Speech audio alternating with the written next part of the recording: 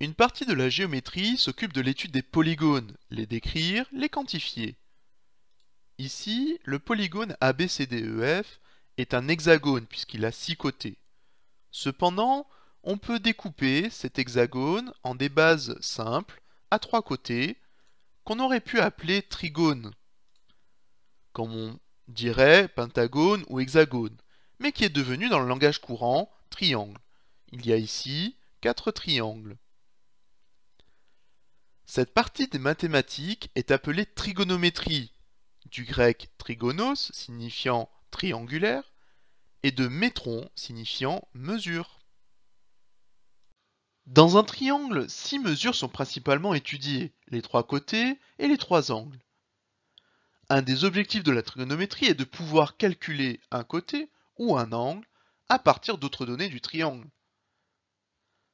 Pour le triangle ABC, rectangle en A, on connaît la longueur AB, on connaît la longueur AC, et à partir de ces données, grâce au théorème de Pythagore, on peut calculer la longueur BC.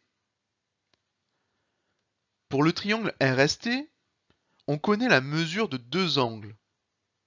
Et en utilisant la propriété indiquant que la somme des angles d'un triangle est égale à 180 degrés, on va pouvoir calculer la mesure du troisième angle.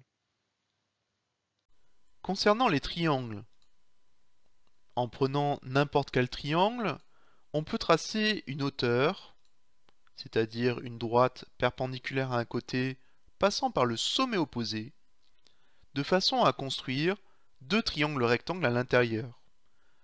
Ainsi, il suffirait d'étudier plus particulièrement les triangles rectangles afin de pouvoir étudier, plus globalement, les triangles.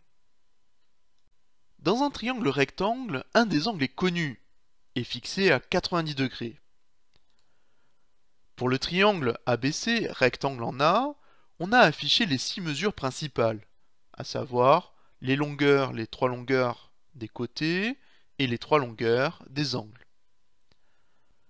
En modifiant la position du point C, on peut remarquer que les mesures des longueurs et des angles sont modifiées.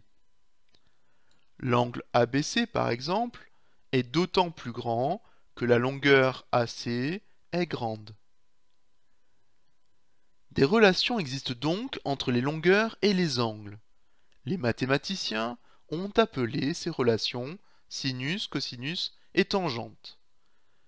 Ces fonctions ont permis de calculer le rayon de la Terre à la Lune, sont actuellement utilisées pour se repérer avec un GPS dans les jeux vidéo ou dans le cinéma, en médecine ou en physique.